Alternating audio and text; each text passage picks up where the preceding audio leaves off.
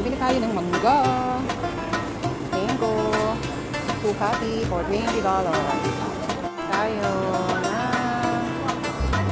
Tayo bumili ng ano sa Kaiki guys. Yan, putasan. Tapos dito, tindahan naman ng mga merienda.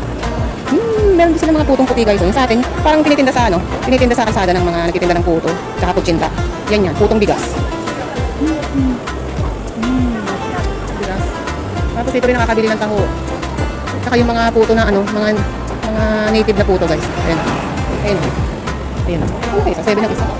7 ang isa. Parang sa atin yung kutsinta, pero meron siyang black beans, red beans. Ayan, nakalagay siya dyan kasi mainit yan eh. Naka-steamer. Tapos ayun naman yung mga cold taho nila. Cold taho. Tapos meron din sila ditong mga milk tea. Tsaka yan yung mga finger foods na ganyan na guys. Mga sausage. Tapos meron silang yung parang sa atin eh ano tawag dyan. Alam mo tawag dyan? Pochay pan. Chongpan pala. Ito pala yung pochay pan. Chongpan pala yun. Yung parang ano. Parang meron din silang mga tindang ano. Ito yung chongpan guys. Chongpan. Dito kami nabili dati ng kaibigan ko na ano eh, ng milk tea. Kaso ang napansin ko, pag ako nag-milk tea, ay nako, hindi ako makatulog sa gabi. Legit. Sabi ng anak ko, yung tea daw ang ano, ang nakakapagpagising sa akin. Kaya kung gusto niyo magpuyat guys, at kayo eh merong gagawin sa gabi, ayaw niyo matulog na maaga, eh minom kayo ng milk tea dito sa Hong Kong. Kasi ito naman yung ibang mga restaurant dito. Ito yung mga tinitinda. Ay nako, ina-offer nila yung mga aanghangan ng mga pagkain. Tapos sa labas, ay meron kapagbibilihan. Para alam mo na kung magkano ang mga, kung gusto mo dito ako kumain sa labas. So ayan, ganyan na itsura ng parente dito sa Hong Kong guys. Pero dito kasi sa lugar namin ay probinsya. Ayan, another ano naman, restaurant. Ito, paborito ko ito guys. Sarap to. Ayan. Ayan, paigwot pan yan. Ito din sa mga. Ayan.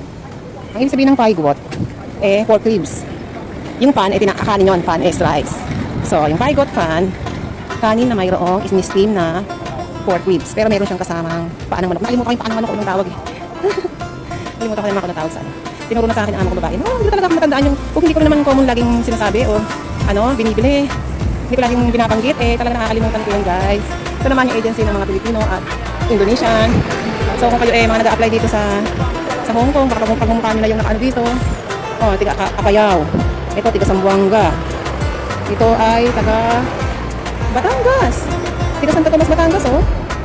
Oh, hindi pa siya nakakaya kasi dito pa yung mukha niya sa ano, sa Sunlight Employment Agency. So, ayan. Ganito naman yung makikita mo dito. Sa mga katabi niya, ito Noodle House. Ayan. Pero itong Noodle House na itong wala akong nakita naka-display na pagkain. Ito naman yung 7-Eleven. Dito naman yung bilihan ng mga gamit sa bahay. Mura dito guys. Siyempre, huwag ka lang mag-convert. Kasi kung mag-convert ka eh, hindi siya mukhang mura. Oh! Meron nga pala akong bibilin dito. Kana? Saka na bibili dyan pag pumasok na pareho yung amo kong babae at yung bata. Para naman wala akong alalahanin na nag-aantay sa akin sa bahay. Tapos ito naman yung tsura ng mga bakery dito guys. Sa bakery laging may ganito. Meron silang egg tarts. Masarap yan guys. Ito naman yung mga hopya nila guys. Yan yung mga klase ng mga hopya nila. Sa incheck natin nakuha yung mga hopya. Tapos titindahan na ito ng mga kanta na nakasarado. Di ko alam kung sarado na talaga siya. Kasi na nga tayo ay papunta na sa way na pauwi tayo. Pero hindi pa tayo uwi kasi meron pa akong mabibilin. Gulay. Nag-isip pa ako kung anong gulay. Tapos doon sa amin. Doon. Tuturo ko sa inyo. Kita nyo yan. Train station yan. Tapos merong building. Sa likod pa niyan yung bahay namin. Pag ganyan yung nilalakad ko dito guys. O yan. Bago tayo tumawid, ay tingin muna tayo ng kaliwa kanan. Kaliwa kanan. Kahit tawiran yan guys. Naku, marami nang nabibis nga sa dito. Kahit na wala ka sa tawiran, wala ka sa kalsada. Matutumbok pa rin ng mga coaching rumaragas ha. Hindi nangyari dito na gano'n. Paglabas ng hotel, merong rumaragas ang taxi na nawala ng preno dahil siya ay, hindi pala, nawala ng control kasi siya ay tulog. Yung driver niya ay 80 years old na. My goodness. 80 years old na, imagine nyo nag-drive pa. So wala nang problema siguro kung kaya pa problema. Kung basta na matanda na siguro eh, hina na sa puyat. Kaya yun. So ito naman, yung tindahan ng sabi nila, Philippine Mango, pero pag nakikita ko yung mangga nilang putla eh. Ito guys. Yan. Dito yung MTR Longping Exit E. Pag naglakad kayo ng mga 5 minutes, makaharap na kayo dyan. Tapos dito may tindahan ng mga laruan. Mga laruan na mura. Tapos yan, meron ang bilhin naman dyan ng gulay. Sabihin ko sa inyo, may mura dito bilhin ng gulay. Yan. Tapos ang katapat niya ay Philippine Shop. Ayun. Doon naman yung Philippine Shop. Ayun doon. Yun o. Sa katabi dyan sa may ano na yan. Sa may traffic light na yan. Nagbili tayo ng gulay.